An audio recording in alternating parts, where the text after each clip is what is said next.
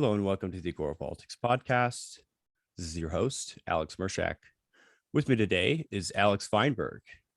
Alex Feinberg is a master of sorts of a number of different disciplines. He's worked in Google. He's worked for different high-powered financial firms. He's also running a very successful fitness and dieting consultancy on his own. But I will let the man himself tell us a little bit more about who he is. Alex, if you would, please introduce yourself to the listeners. Yeah, thanks, Alex. So, I grew up in the San Francisco Bay Area in, the 90s. And like many kids in my generation, I grew up wanting to be a professional athlete. I was very good with math at a young age, 5, 6 years old. In my head, I would do 3x3 number addition. Apparently, I taught myself multiplication around the age of 6. Numbers made a lot of sense to me growing up, but so did sports. And I sort of looked at sports as a vehicle to get me out of a middle class or upper middle class existence and really make something of myself. And so I didn't even realize that I was, quote unquote, smart when I was younger. I just thought that I was somewhat athletic, and I'd apply a lot of effort towards making the most out of myself athletically. That manifested itself in a scholarship offer from Vanderbilt University to play baseball there. I thought it'd be really interesting to go to Vanderbilt, growing up in California, but having the opportunity to live in the South, play in the Southeastern Conference.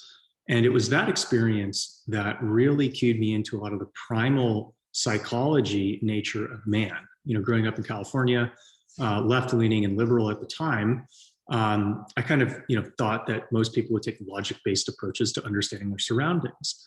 But removing myself from that environment and spending a lot of time in, athletic, competition-focused environments forced me to understand that humans, by and large, are primal in our emotions and what we want and how we define our goals and pursue them. I ended up getting drafted, played professionally for the Rockies for a couple of years, but wasn't really going to project to be a Major League Baseball player, saw the writing on the wall, ended up connecting with a hedge fund manager who was a fan of my college baseball team when I was 23, realized that he had a ton of experience on Wall Street, had made a fortune himself, and after speaking with him for 5 or 10 hours, he convinced me to go and work for him at his Hong Kong-based hedge fund. At the time, he's a very odd guy compared to traditional hedge fund managers. He saw the 2008 crisis coming. He only lost 9% in 2008 and then made a bunch in 2009, believing that the Fed was going to reflate the markets. And what I ended up doing for him, perhaps not surprisingly for the contrarian that he is and was, is I actually researched conspiracy theories for about 1.5 years. So I was researching the foundation of the Federal Reserve, origins of war, a lot of the shadow power structures that exist in our society, or we believe exist in our society. And I used what I learned to decide that the Fed was going to keep interest rates low indefinitely. This was back in 2010. And so by 2011, I thought that Silicon Valley was going to do really well in a subsidized interest rate environment, that a lot of companies wouldn't have the requirement to be profitable in order to raise capital at higher valuations, given the zero interest rate policy that we were certain the Fed was going to pursue based on how it's structured and who controls the decision-making process. And so I thought Google was a decent place to start my tech career, but I also layered in the my observations about primal psychology. I kept training through my early 20s because I realized as a primal baseball player that people who were in shape and spoke well just got preferential treatment at almost every corner and every turn of life. And I wanted that because I didn't know exactly how I was going to navigate my career, and I wanted every advantage I could possibly have. So I did a few different roles at Google. I did sales, I did corporate strategy, and I did product partnerships. And then in 2017, a couple of things happened. Number one, I had been making tremendous progress in my fitness routine, not dieting in any conventional sense. So never doing caloric restriction or overt caloric restriction. And I was actually training less and getting better results from it. And I thought to myself back in 2017, if there's one way I could impact the world, it's teaching them that fat loss doesn't have to be hard. Fat loss is actually easier if you do it right than if you do it wrong. And most people do it wrong because I was doing it wrong for about 13 years. Mm-hmm. And also in 2017, the crypto markets picked up. I reassessed my initial thoughts on the market. I was in Coinbase's office in 2013, meeting with the VP of business development. I was familiar with Austrian economics. I understood the downsides of fiat currencies. I just hadn't invested in Bitcoin until 2017. Got in 2017, decided that I wanted to pivot professionally into the crypto space, and ended up joining a crypto exchange called OKCoin to lead partnerships, business development for them out of their US office. But I kept creating content around fitness because I knew that there was value there. I thought that there was something unique that I could offer to the broader world. And fast forward about 24 months, my follower count went from non-existent at the time I took that job to over 26,000 now. And I'm actually able to live off of the revenue that my fitness business is producing for me because of how happy people are with the results they're getting from switching to my system. So that's my full-time focus at the moment. But a lot of people are also interested in business takes that I have because I have been doing expert network consulting for the last 5 years, talking to people about Google, talking to people about the blockchain market that pays a lot higher rates than fitness does. And, I think over the last couple of months, people are starting to realize that the perspective that I have on fitness is actually came second. It's my perspective on life preceded my perspective on fitness, and my ability to organize chaos sensibly in my mind and describe it tangibly to people who might not understand what's going on is leaps and bounds ahead of many other people who they might consume on a more regular basis. And so I'm finding that a lot of my followers are becoming interested in doing more mentorship coaching, cognitive framework improvements, and really getting into the mental side of training in life. So that's what I'm helping put out there right now. Wow. Yeah, that's a great journey. It sounds to me like a lot of what you have been focusing on throughout all of this is really just how do you get the most out of performance? You Yes. seem to be a very performance-based person in terms of what you think about and the metrics that you're trying to measure against. Yes. What keyed you in on the importance of fitness and diet? You said that you are working on something that's sort of unconventional in terms of what people generally prescribe for what they can eat and how to stay in shape. Yeah. Whether that's for fat loss. In my case, I've never been overweight, so I would be more interested in gaining. Sure. But what exactly did you discover in the literature that was unsound to you logically? Well, the literature is all logical. The problem is it doesn't work. And so my eureka moment came in 2014 when I was about 10% body fat, 10% body fat at the time. And I was running 6 miles a morning, 5 days a week, followed by 45 minutes of lifting, 40 minutes of lifting, something like that. And I kind of thought well, this is just my steady state. I'm in good shape, not in, cover model shape, but I didn't think that I could be. And I'm doing the most that I can practically do to get the results that I want.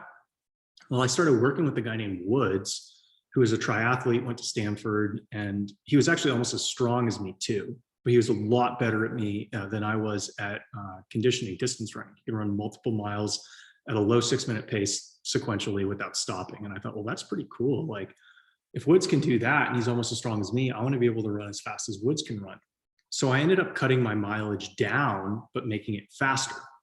And from the literature, from what the literature says, that's not supposed to work for fat loss because your heart rate's higher. And when your heart rate's higher, you're burning more glycogen, true, at a higher heart rate. So less of the fuel that your body's tapping into is from fat cells, and you're burning fewer calories. So under no circumstances would I think that this would lead to fat loss. But what ended up happening is 3 weeks later, I lost fat that I didn't even realize I had. And I was low enough body fat where I could notice a drop from 10% to say 8%. I'm that's interesting. Let me just keep running with this and see how fast I can get with my miles. And so I kept doing that through 2015, kept doing that through 2016. I ultimately lost about 5% body fat in about 25 months between 2014 and 2016, kind of applying similar principles that weren't supposed to work towards what I was doing with my running less, but faster. And at the same time, I had never created my diet to be a fat loss diet. I created my diet to be a delicious food diet. But in the process, I thought, applying the behavioral economics frameworks that I view for performance, I thought, well, if there are certain ingredients in my food that don't make it taste better, but are inhibitive of my gains, I should probably look to remove those because they're not adding any value and they're just subtracting from what my max potential could be. So I reassessed my diet. I started to, swap out some ingredients. I started to rebalance my macro portions to favor meat more than carbs. So they tasted just as good, but it's just like Thai goes to lean meat. If you don't know what you're going to eat, just eat lean meat. And through a process of minor changes year over year, month over month, I kept getting better results. And I found out that I didn't have to diet in any conventional sense to get a body that everybody wants. So I thought, wow, okay, I was just trying to be the best version of me without applying more effort than I was willing to apply on a consistent basis. And lo and behold, it works. So let me try to share it with people. Yeah, definitely. And, I always see your posts on Facebook where you're, showing people the delicious things that I'm sorry, not on Facebook, on Twitter, where you're showing people all the delicious things that you're making. You talk about eating pizza, 3 times a month and, More than that. Yeah, bacon and all kinds of things that are extremely savory. And a lot of people would, perceive as being somewhat dangerous to their fitness goals. And it's because people have a misconception about what pizza is, what a burger is, what fries are, right? The reason why pizza is not good for you is because if you're buying pizza from Domino's, that pizza sauce probably has a little bit of sugar in it, definitely has seed oils in it. It has GMO bread, it has GMO dairy. So if you're insensitive to either of those, it's not going to digest as well. And there's insufficient protein on there. They'll throw a couple pepperonis, maybe some sausage, but like, from a macronutrient balance standpoint, it's suboptimal for maximizing your muscular gain and minimizing fat gain. Mm-hmm. And so rather than eat Domino's pizza, Pizza Hut pizza, I'm like, well, pizza is just bread, cheese, sauce, and toppings. All of my meals have more protein or the protein takes up a larger portion of the geographic space on my plate than the carbs do. What about pizza makes it so impossible to do that? Nothing. Let me just make sure I'm using a thin crust and load it up with protein. Same thing's true with like fried chicken. What exactly is bad about fried chicken? There's chicken, which is considered healthy. There's breadcrumbs, which can be healthy. And there's the oil that you fry it in. All right, well, the oil that you fry it in, if it's an omega-6 rich oil that a Popeyes will use or a Church's will use or a KFC will use, that's not going to be great for you.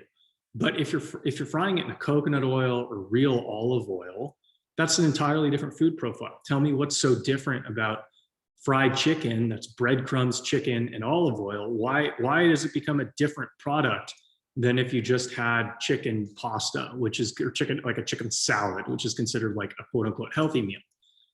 I didn't think there was much of a difference. And so I just acted like there was none. And the results in my physique suggest that there really isn't one. Yeah, definitely. People can see the results for themselves right now. That being said, Alex, I want to transition a little bit away from the diet and fitness, although maybe we might revisit that later, and move towards business. So you said that, before you were doing all of these fitness stuff and before you were teaching or coaching on that, really you found your first success in kind of heterodox thinking around business, around networking. Yeah. What lessons do you think can relate from business to politics? Because people often speak about business in war analogies, right? You'll see CEOs reading books like Sun Tzu's Art of War, or the book of the Five Rings, etc. They'll even, some of them even keep copies of Machiavelli's Prince nearby. For those of us who are more on the sort of the political end of things, we tend to think of things in terms of how can this be useful to us? And it's become apparent to me, at least from your own testimonials, that your attitude towards business, and as you talked about before, even before that, in terms of professional sports, has informed your views on politics. So what did you glean about human nature from your business and athletic experience? Yeah, there's a couple ways I can answer that. So I think from a starting point, in order to be successful in business, in order to be successful in sports and training, you need to have a very strong internal locus of control. You need to figure out, okay, what do I need to do to succeed, and then do it. Okay, this is more classically libertarian or right-leaning thinking than environmental first approaches. So an environmental first approach is saying this activity is dangerous, 90% of the people who do it fail. Whereas internal focus of control thinking is, what do I need to do to be one of the 10% of people who succeed? And you'll notice that the people who succeed don't necessarily look at the fact that 90% of people who are in their shoes failed. They're not reading books about the statistics of success in a particular endeavor. They're looking at the people who've succeeded and trying to replicate, where sensible, the actions that they've taken. So that's one area that sports has informed me about, or predisposed me to have some degree of political leaning, but also kind of understanding how group building, team building, propaganda works.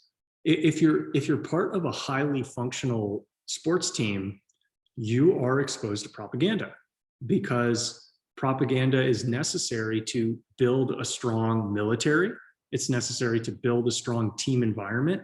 It's necessary to build unity, to increase human bonds and make them resilient. So propaganda has a use case. But you can also see how in sports, certain people are able to get preferential treatment, based on, primal qualities. They look good, they speak good, they speak in a certain tone, they perform a certain way. And then you start to realize that the world is not flat. Not the same rules do not apply to everybody. There's one set of rules that applies to 95% of people, and then 5% of people are smart enough to figure out how to get a different set of rules applied to them.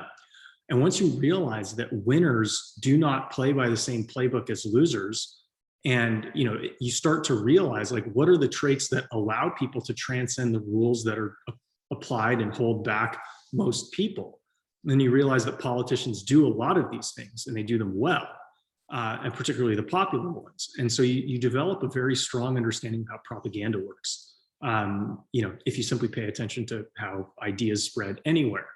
And so I think a lot of this experience, just seeing how people can be manipulated in certain environments, how their emotions play a huge degree of importance in how they respond, what they think, what they want.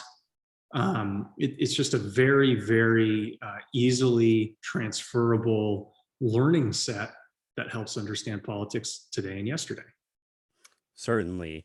And, one of the interesting things is that, too, you can get lots of information about the way in which people are sort of systematic in that they take inputs and they give outputs, right?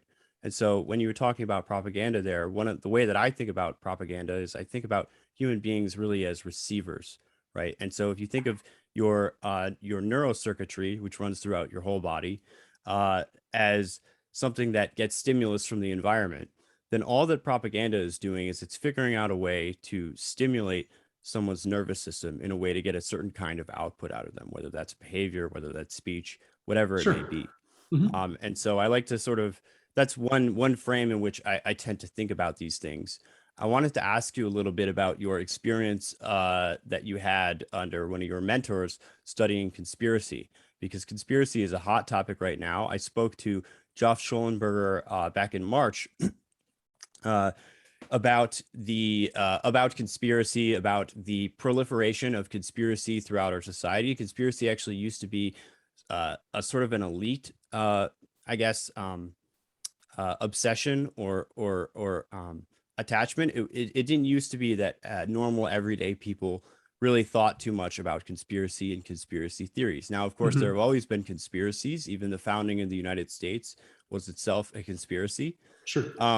But recently, there has been kind of a crackdown, or an attempted crackdown, on any kind of not only conspiratorial thinking, but any kind of suspicion of the forces at play that are kind of the dark underbelly of that run our society. And so I wanted to ask you a little bit about what you learned from that research and how that informed your view on things, because it seems very similar to me to this statement you just made about sort of a different set of rules for different kinds of people. Yeah, I mean, I think going back to relearning about how World War I started was very disturbing to me, and but also transformative. Where I knew from watching a BBC documentary called Century Itself prior to working for my hedge fund boss that propaganda, or public relations as it was previously called, uh, came to the forefront around World War I. That's when Edward Bernays, Sigmund Freud's nephew, came to the United States and brought the teachings of his uncle um, to the mainstream. You know, basically convincing the government that logic was not the best way to convince a society to invest lives and resources to fighting a European war. Most Americans did not want to fight a European war. They thought that that was the war of the Europeans. One thing I found out when I was researching all these conspiracies is that Wall Street bet very heavily on the Brits in World War I. They expected it to be a rout. They did not think that Germany was going to be able to mount any sort of constructive offense against Britain. But the German Navy was able to nearly encircle the island of England. And the island of England did not have the capacity to produce enough food to support the nourishment of its population. So they would have to surrender within a few weeks if they were not able to import goods from abroad. Now, if they had to surrender, that meant that they're not going to pay their war bonds that they owed Wall Street, and Wall Street bet heavily on it, which meant Wall Street was going to go bankrupt too if the UK had to surrender. And so what came out in congressional testimony is JP Morgan had editors in the top 25 newspapers around the world on his payroll, right? You think about this and you're like, oh, it's really important for powerful people to control information. They funded all the elite universities. Rockefeller funded the University of Chicago. Railroad tycoons funded Stanford University, Vanderbilt University. Carnegie Mellon was funded by the steel industry. So like all of these elite schools, or many of the elite schools, the curriculum was determined by industrialists, and so is the news. And so what ended up happening after JP Morgan realized that he was going to be screwed if the United States didn't send in support to help the UK, is we started beating the drum for war, talking about how Germany was making the world unsafe for democracy, because that played well with, you know, the tests that they did. And then all of a sudden, Woodrow Wilson, who ran for re-election in 2016 on a peace platform, ends up gaining popular support to fight in World War I. And JP Morgan, being politically well connected, ended up getting all of his friends on the war appropriations boards and rerouting tax revenue or government revenue into businesses that he owned. So he ended up making billions of dollars in the modern day equivalent on World War I, when he started out in a very weak position, nearly losing a bulk of his investments that he would have made on the losing side, had he not secured the ability to have the United States come back to save him and enrich him even further. Yeah, definitely. And so yeah, World War I is a good case for the way in which the masses can be riled up to, fight and really sacrifice for a cause, when maybe the people pulling the strings from behind the scenes don't exactly have their best interests in mind. Correct. And when you think about conspiratorial thinking today, I mean, I'm not going to ask you to shout out conspiracy theories here. This podcast is not really focused on those too much. That being said, that certainly, like for every, I've discovered, at least for every person that sort of uncovers something that they thought was true about society, and it turns out to be totally, totally wrong. They've been misinformed or outright lied to in some way. That tends to cause a reaction, and that reaction often means that they lose faith, or they lose trust in a whole set of other beliefs that were related to that. And so there's usually some kind of political identity crisis that comes along with this. Mm-hmm. For me, the Trump election of 2016 really shattered a lot of the way that I viewed the world at the time. So there was a whole transformation that followed after that, where I was investigating my own, political viewpoints and identity, and trying to recover from that something that made sense. Not that many people did that. Yes. Yeah. Well, Most of them doubled down on their initial incorrect beliefs. yeah. Well, it was a painful process because all my friends and family are still sort of, in that same place. They didn't really critically analyze that. Right. Yeah. But for me, it was a transformative experience. And it's informed a lot of what I think about now. I think one of the things that one of the things is that there are so many people who are broken by Trump, whether for or against, Mm-hmm. that here we are 5 years later, and it seems to me that the people that decided to take this as an opportunity to grow came out of it stronger and better and more informed, and the people who decided to spend 4 years, frankly, crying about it, didn't really, get much of anywhere. And now Biden is in office, and they're acting like it's surprising that everything is falling apart. If they admit that, I don't know. Yeah, well, if they admit it, right? So there's still some cognitive dissonance that's percolating around. What I wanted to ask you, though, is a little bit about sort of the economy. So you are obviously very economically informed. You made some very intelligent economic decisions over the last decade or so. And you mentioned cryptocurrency earlier. Mm-hmm. You mentioned that you can get better rates if you train to go work in there. Mm-hmm. I may actually eventually be doing some training to try to work on the Ethereum platform at some point. Like learning Solidity is in my it's on my backlog of Sure. things to do. That being said, one of the most fundamental aspects of cryptocurrency that is crucial to a lot of what we've been talking about with regard to pulling the wool over people's eyes and giving people false narratives is escaping from the US dollar standard. Mm-hmm. And the rule by fiat that we're currently in which our currency is constantly being debased and devalued. So I wanted to ask you, do you have opinions about the sort of financialization or over financialization of our economy, and a lot of the behavior that the Fed is doing at the moment, and also Bitcoin as well? Yeah. So, one thing I realized when I was working at the hedge fund I was working at, this might have even been like prior to me doing a ton of digging into the research. I always understood inflation as something that would take away from my savings, even before I was cued in on Fed conspiracies or anything like that. I knew if inflation was at 3%, and if my assets yielded 4%, but I had to pay 1.5% taxes, then I was only growing by 2.5%. But inflation is 3%, so I'm actually getting 0.5% poorer every year. So I understood this from a young age, right? I didn't have to I probably understood it when I was 16 or something like that, maybe even earlier. What happened when I was working at the hedge fund is I started taking a deeper dive into the data around economic growth, and started to realize, at the time, 2010, 2011, this is right in the middle of Occupy Wall Street.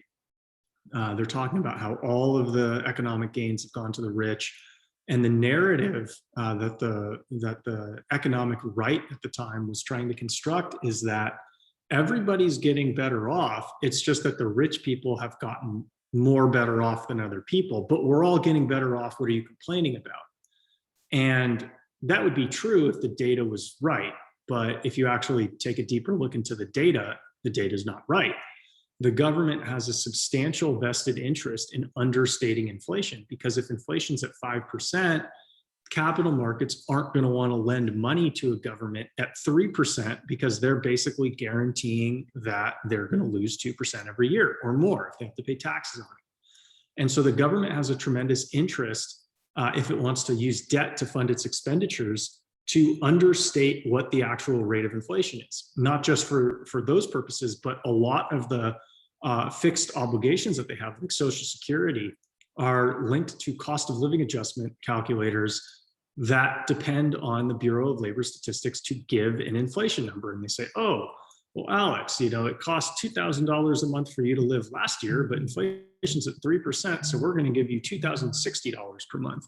Well, they'd much rather give you $2,060 per month than $2,100 per month, because it's cheaper to give you less. So there's going to be some political pressure to get that number lower. And if they can't get that number lower, one of the other benefits is they can talk about real economic growth. The economy's grown by 4% per year. It's like nobody knows how much the economy's growing. In order to say how much the economy's growing, you need to have an accurate calculator of inflation. And we know that that doesn't exist. And we know that the ones that they use can be gamed. And every politician and every salesman wants to give his customers, wants to give his constituency the idea that he's performing incredibly well. And I knew this from working in sales at Google, where no matter how the campaign's going, it's going well, right? Keep spending money, it's going well. Well, the same thing's true with people management. No matter how well or poorly I'm managing a country, it's going well. Just give me the numbers to substantiate that. It's going well. And so what you realize if you read, John Williams' shadow stats, is that they continually altered the way that they've calculated inflation to get that number lower. Eric Weinstein talks about how some Harvard economists would chuckle and brag about how they helped the US government do this. But the long-term impact of it is, it's not that the rich people got richer and everybody else kind of stayed the same or maybe got only a little bit wealthier. It's actually that the rich people got a little bit less richer and everybody else got poorer.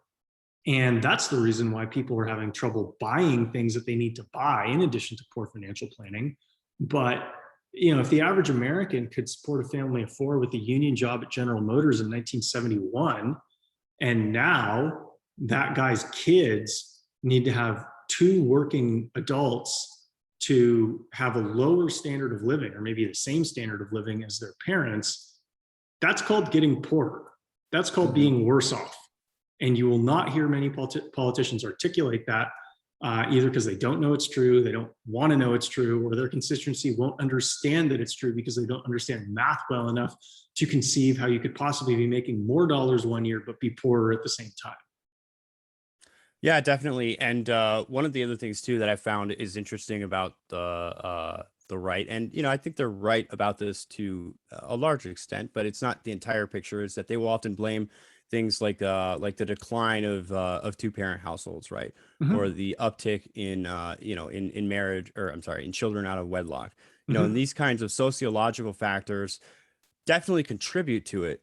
But if you're ignoring these larger structural problems that that are causing this, then fixing the institution of marriage, fixing the age at which people have children, these kinds of things might be good for those kids, and they might lead to more stable families. But ultimately, you're not actually solving the real core problem here. Well, it's multifactorial, and so usually the problems that either party is going to point to include solutions that don't make them poorer, right? So putting blame on altered family structures, it's factually correct. A change in family structures will almost certainly lead to a change in criminality, change in income attainment or educational attainment, income attainment.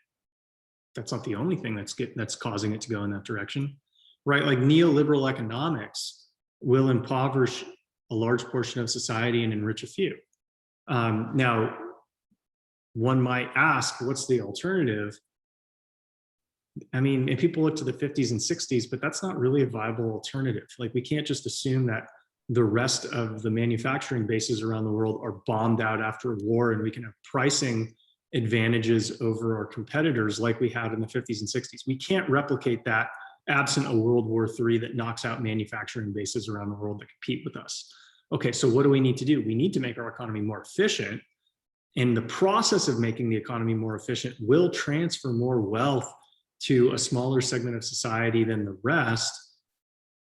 But that doesn't mean that that amount of wealth needs to be transferred at the rate that it has to as few people as it has. So a lot of the issues with the right are the fact that they are not free market idealists either, right? Mm-hmm. It's more like when they have power, they're fascists economically. They align with corporations, they bail out Wall Street, they bail out auto manufacturers, they bail out their friends. When the left has power, they're communists who are also aligned with business. So it's just a different form of fascism depending on who's in control. And both sides will ally with the other most powerful entities in the US, which are typically corporations, to screw over everybody else.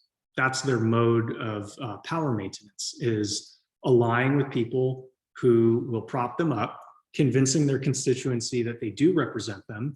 But reality, they're just trying to not screw them over to the extent that they notice, while they can still keep those who fund their campaigns happy. Yes. And one of the things that I think people don't talk about enough is the fact that these corporations are in competition with the government. Mhm. So, there's an evolutionary struggle going on. There's an ecology. I don't like to refer to market forces as as the battle of ideas, or Mhm. the free market or anything like that, because in my mind I view it all from a biological lens, right? So Which is great, because I do too. yeah, these entities are competing for power. They're sometimes they're working with the state, sometimes they're working against the state, but they're always antagonistic.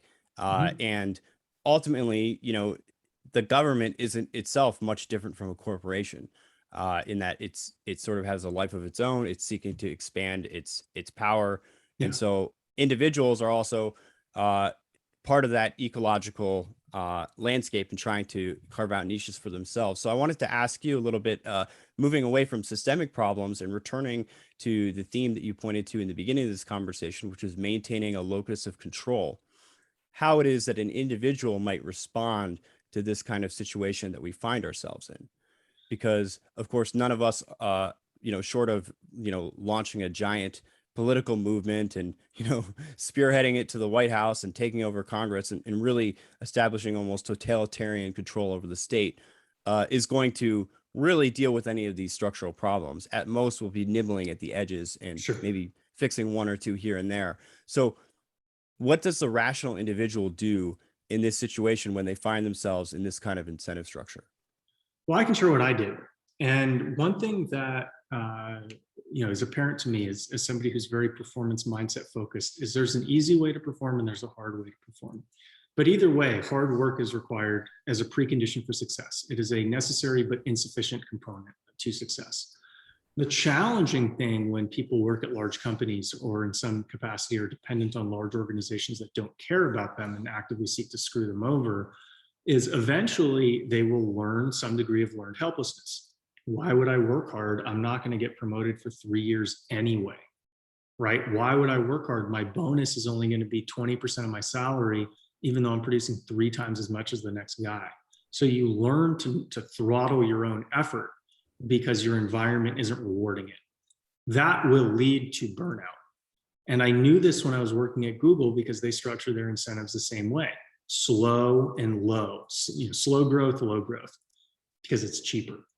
And so what I made sure to do when I was at Google is train hard, not just to be good looking so I could talk my way into other jobs, but also to maintain the relationship in my mind between input and output.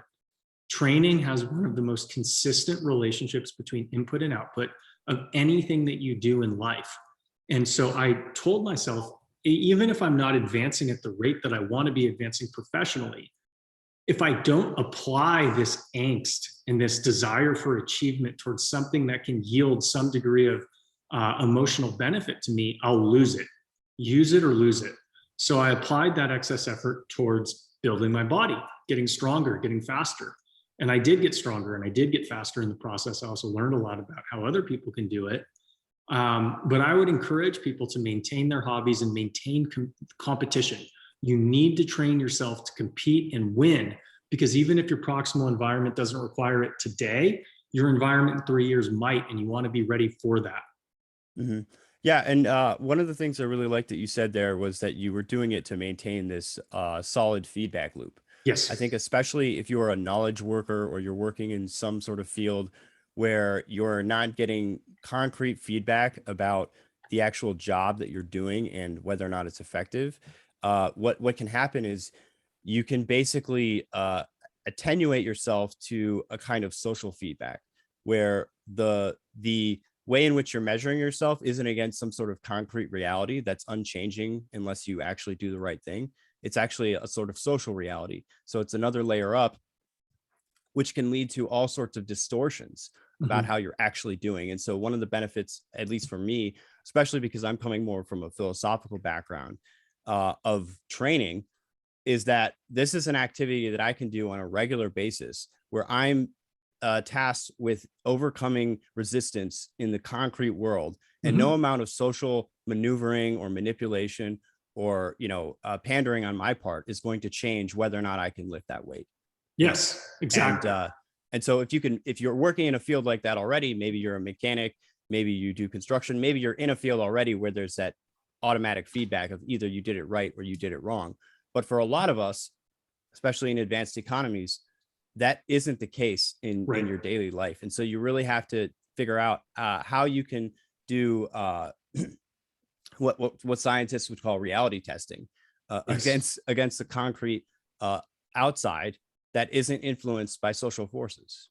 No, I think that's not only true, but I think we can build upon that and talk through, some of the conspiracy theories that have become more popular over the last 20 years. And I think that there's a couple different reasons for that, one of which is related to what you just touched on. So as institutions get bigger, the tangible component of what people are evaluated on gets smaller as a percentage of how they're evaluated. If you just think about how performance reviews work at large companies, you get like 8 people to review your work or something, and how much they like you is very important, right? How much they hate you is very important. In most industries, the highest performing people have a higher percentage of people who dislike them. So the larger the structure gets, the more passive aggressive it will tilt towards, because the likelihood of a negative review um, coming someone's way is much higher than the likelihood of a positive review if they have the attributes of someone who's very focused on performance first rather than being liked first. So the people who end up getting promoted through these environments tend to lack executional competency, but they, instead of that, they have social competency. So they can know what to say to the right people. They can be snakes. That's what their environment requires. So a couple of things have happened over the last 20 years as our institutions have become bloated. The superficial component of what people's work has become a larger component of their daily work. And the internet exists. So a lot of people, a couple 100 million Americans, are now citizen journalists. Everybody has a camera on the back of their phone. People can write emails, leak internal emails to show the outside what it's really like on the inside of this company or on the inside of this political organization. And so we have two things going on. The institutions that we've built a lot of society around are in fact becoming more corrupt. And the technology that we have that allows for internal examination is becoming more precise so that the population can understand and internalize this level of corruption in a way they never have before. So naturally, they're going to be more inclined to believe conspiracy theories, whether they're true or whether they're false, because it's obvious to them that what they're being told on a day-to-day basis is not true.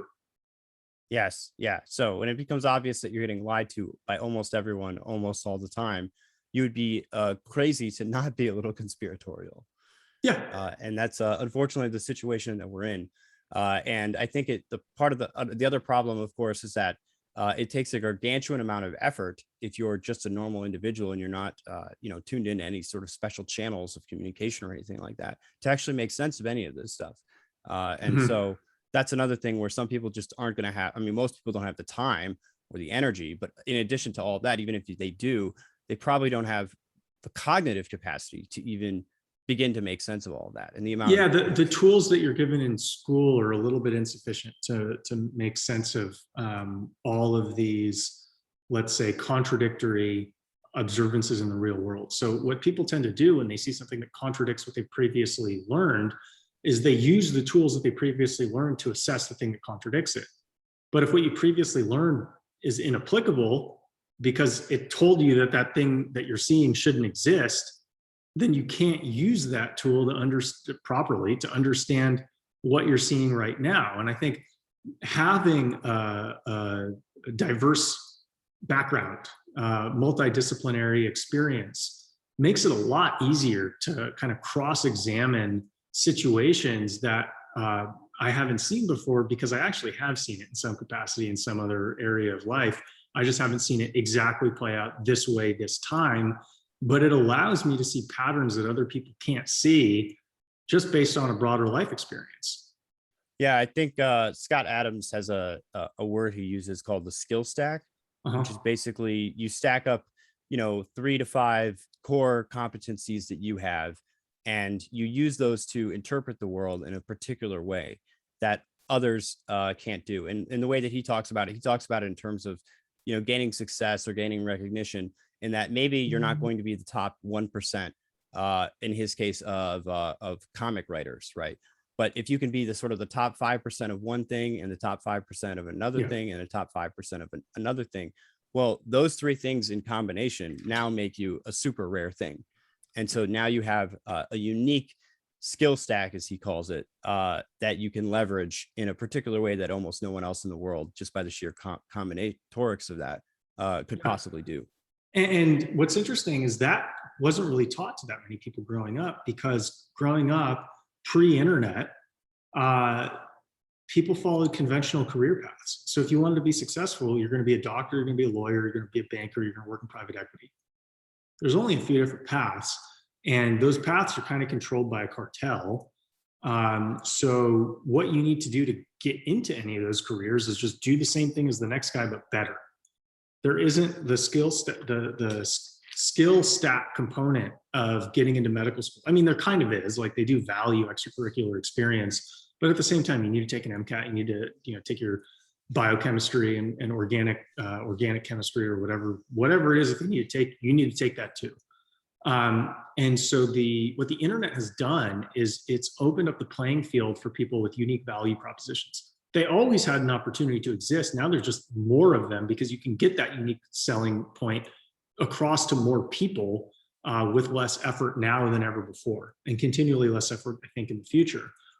And so the benefit of pursuing a monopoly type business, which is what you're doing when you're creating a multifactorial skill set, is just much more rewarded now than it was 20 years ago. And it's much more sensible for people to approach their careers this way.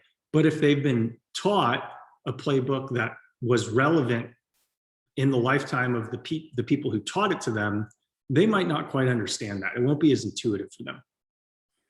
Yeah, and the other thing too that's interesting about it is it's sort of it's not entirely anti-specialization. It's not saying that you need to go out there and be the most generalist person of all time, but sort of if you can go deep in a few key areas, and then go broad everywhere else, that seems to be sort of the sweet spot. Yeah, that's what the market will pay for, sure. I wanted to ask you then, this is a good place to transition into your business. So when you were starting out and you decided to make the transition from the corporate world into working for yourself, was that something that happened overnight? Did you plan it out and sort of have an exit strategy? Was there already existing demand and you just decided, okay, I'm going to fulfill this? People have been asking me to do something. How did you go about doing that? So I did them both at the same time. I had a corporate job from August 2018 through April of this year. And in that time, I created the Twitter account that you're following, February of 2019. So about, I said August, I meant June of 2018. So it was about 8 months into my new job. I was like, I'm going to create a Twitter account and, focus on building what I'm doing for fitness. And I'm going to take it seriously because I think I have a lot to offer. And I know it's not going to be rewarding for the first several months because I have no followers, but I'm going to just keep producing content. And I know that my content's better than other people's. So I'll get some sort of, positive response from it. Took me about 6 months to go to about 1,000 followers. And I'm like, okay, that's good. I told myself, like, once I get to 1,000 followers, I'll create an email list. And then once I get my email list to 1,000 subs, then I'll launch my first product. So I kind of just had these like goals in mind. Well, turns out, I got from 1,000 followers to 5,000 followers in like 2 months. And all these people were saying, well, do you have a website? No, I didn't. Where can I read more of your content? I want to learn more about this diet framework that you're using. I thought, oh, that's actually a good reason to launch a product. I don't need to wait for some arbitrary amount of subscribers to my email list. The people are asking me all the time, where can they get their hands on my products? So I sat down and I wrote out my diet framework, exactly how I think through it, which is simple. But, and so I'm not creating 100-page ebooks. You don't need a 100-page ebook. People falsely equate quantity with value. Nobody's going to take actionable advice on a 100-page diet ebook. So I wrote it out as like 12, 15 pages, whatever. It said everything that I wanted it to say. And I approached it the way I would approach a product launch at Google. I had my affiliates lined up. I had a launch schedule. I had all these, going back and forth with the editors, making sure we're meeting these launch schedules, pre-informing my audience, all the stuff that I would do for a regular product launch. But I also thought I'd only make like a few $100 off of it because I know how hard it is to sell things online. I just figured, no, it's cool. I just want to get this content out there, let people buy it if they want it. But I'm not planning on this being anything substantive. Well, my first day I sold like $900 worth of the book. I'm like, oh, that's interesting. And then the first week, I didn't sell $900 every day, obviously, but like the first week I sold a few $1,000s maybe. Oh, that's interesting. I bet I could sell $15,000 in this book. And then, a couple months later, people were like, where are your recipes? Where are your recipes? Well, I put out a recipe book. What do you do for training? Put out a training book. Didn't launch it for a while because gyms were closed at the time. But then by June, July of last year, I kind of decided that nothing was going to open back up in the time frame that I had thought it would. So I'm just going to travel the country and work my crypto job as well as what I was doing from a fitness standpoint from wherever I wanted. And I ended up spending a lot of time in Indianapolis with Zach Homo and his wife, Ashley. And just hanging out, sharing my philosophies on life and on dieting and nutrition. They loved it. They started cooking the way I cooked, even though they never wanted to and never intended to in the first place. They just saw how easy it was. And then they kept boosting my profile online because they saw value in what I was doing. And so by July of 2020, my product sales were accounting for about $8,000, $9,000 of revenue, very low costs. And I thought, that's interesting. That's a decent number. Let me see if I can do it again. In August, I did it again. September, I did like 10,000. Okay, well, that's one quarter. Let me see if I can do it another quarter. Q4, I did the same. Q1, I did a little bit better. And so by the time, Q2 rolls around, I'm doing 12, 13,000 a month. Well, my crypto portfolio did well.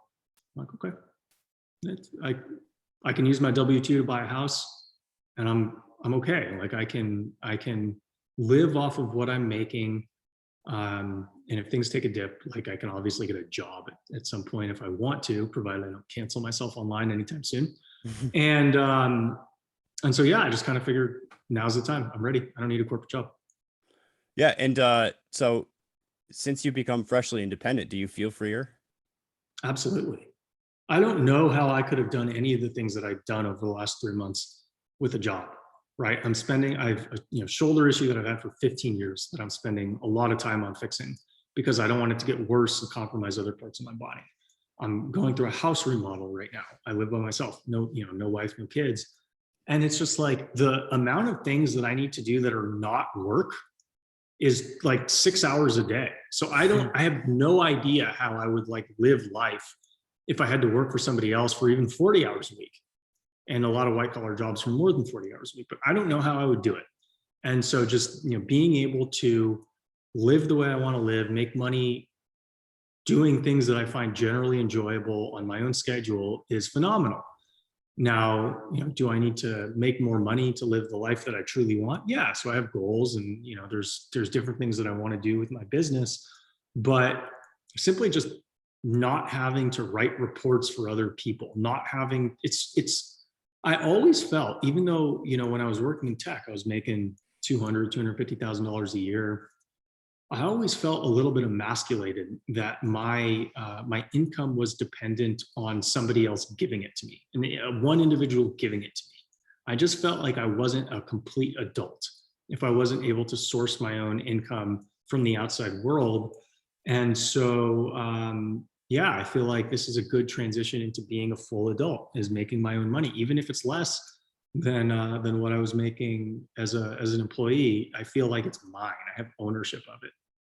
Yeah. And that's I think that's a key thing to keep in mind when we think about what it means to be a free people, particularly here in the United States. The entire notion of of the post-war middle class was actually built on the fact, and not only were there good, good factory jobs and good manufacturing jobs and whatnot, but also there was a large spirit of independent industry, of entrepreneurship, of small family businesses that were sort of the backbone of civil society. And one of the consequences of the consolidation that's taken place under COVID by large companies is that so many small businesses and family-owned companies have had to shut down. Mhm. And it's not simply that those people have a loss of income and it's tragic that their business died, and it's not good that they have to probably go find jobs now. But it's also that there's a whole degree of freedom that class of society that has now disappeared. And so it's going to be even harder for now for Americans in mass to resist any kind of tyrannical overreach because of the fact that so many of us are dependent on large employers who basically view you impersonally as kind of a number. And you don't have those deep communal and family ties and small businesses that run independently of that. It also shifts the cognition of the general population, because when you shift, if you think about a small business friendly environment where say 80% of the population works at a small business, 20% of the population works at large companies.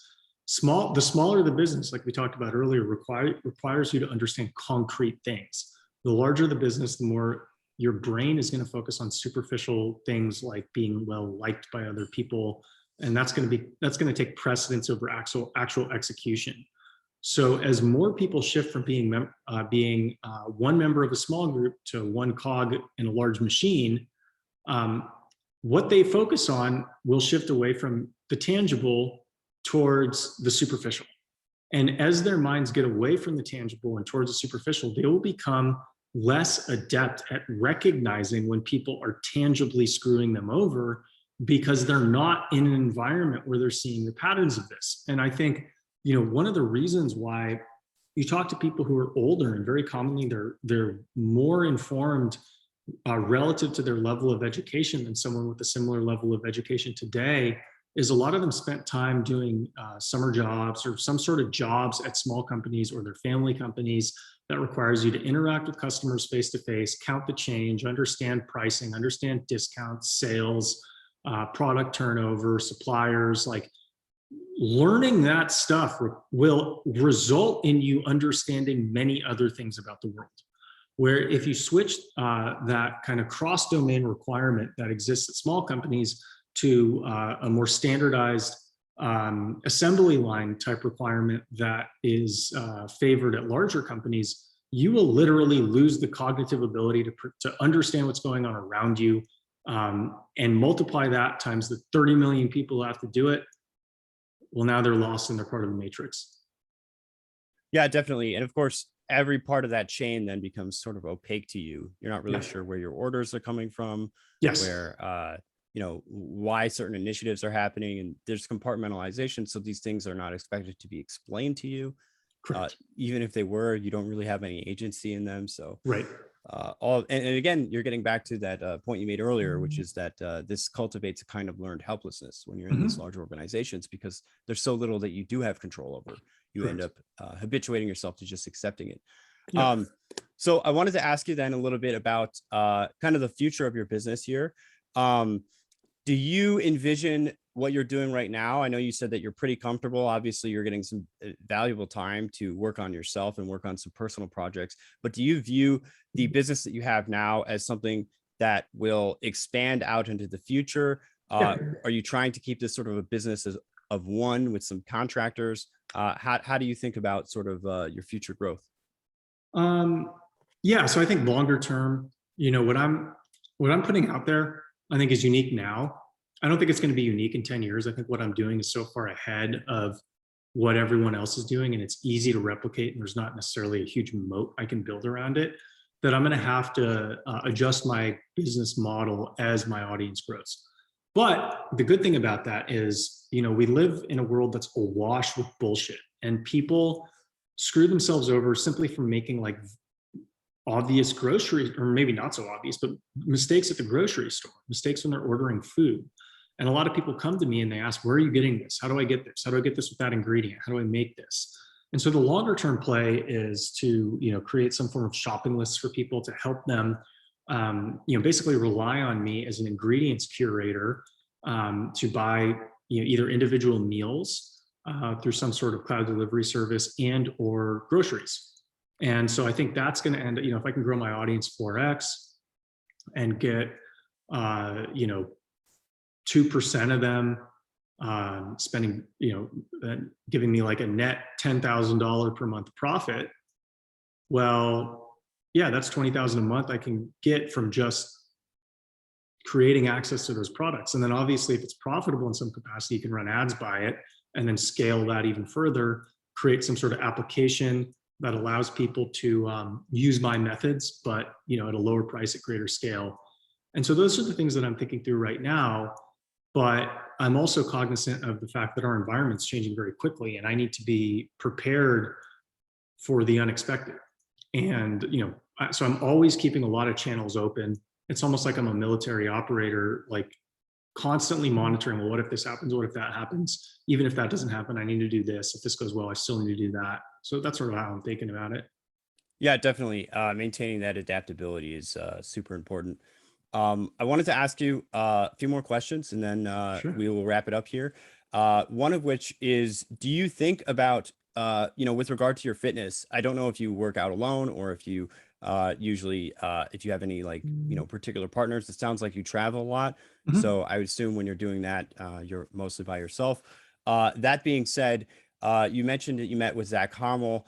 Mhm. Have you thought much about like community building or trying to sort of, beyond the products, trying to sort of match a kind of ethos and a kind of lifestyle Yeah. and a set of cultural values with these activities that you're doing? Because one of the things that I think a lot of people are in, I don't know, let's say more dissident political spheres are thinking about lately is how can we start to come together and form communities around sets of shared values that Mhm. will allow us to outlast some of these thrashings that are going on, both by the state but also by large corporations. If you can have these interconnected webs of business owners, people who are doing interesting creative work, et cetera, but who are also sort of have cultivating these close ties with one another, that can be a basin of support and of power, even that can help at least alleviate some of the pressure from these outside forces.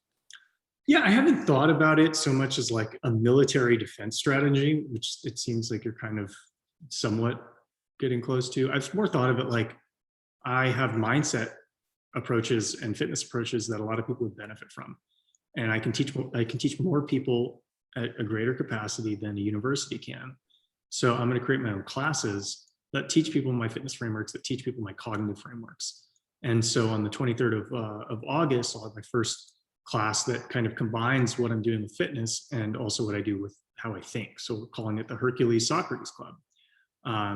And that's going to be, ideally that's going to be a community that will include a lot of the features that you're talking about, but that's not the primary intent of creating a community. The primary intent is there's a lot easier ways to navigate the world that I've figured out. I'll teach them to you. Mm-hmm. Yeah, definitely. And I agree with that. And I just say that, having strong people is how you get independent minded people. If they're not Yes. strong, if physically, financially, all of that other stuff, then it's going to be hard for them to actually do any kind of free thought because. Oh, totally. And it's you think about the average American that they would write about 5 years ago. I don't know how true it is, but the most commonly circulated data says like 50% of Americans couldn't come up with $400 to cover an emergency without selling something. Okay, well, what's the last 18 months been for them? Like they've been brought to their knees. They're basically addicted to government stimulus because they can't work and they have no savings. So they become vessels of the state. Yes. And that's one thing that if you're going to maintain your freedom in a capitalist system, you need capital. If you don't have capital, you're a slave to somebody else. And so, the mindset that I take to fitness, the mindset that I take to intellectual development, doesn't require that you become, a billionaire, but it does require that you put focus on building your net worth, because without it, you're going to be a slave. Yes, and I think that's a good point to leave off. And give Cool. our listeners some juicy things to think about. With that being said, Alex, thank you so much for coming on. I appreciate you giving us your time today. Yeah. Before I let you go, just let the people know, where can they find you? Where can they learn more about your work? Follow me on Twitter. It's probably the easiest way you can get access to my brain and cooking. You can also follow me on Instagram. The handle's the same, but I don't get into deep, thinking threads on Instagram, because that's not really what the platform's designed for. Alex Feinberg 1, Feinberg 1. That's where you can do it. My DMs are open on both platforms. Hit me up if you have questions. We'd love to share more knowledge with you when you're ready. Cool. Thanks. Yeah, you bet.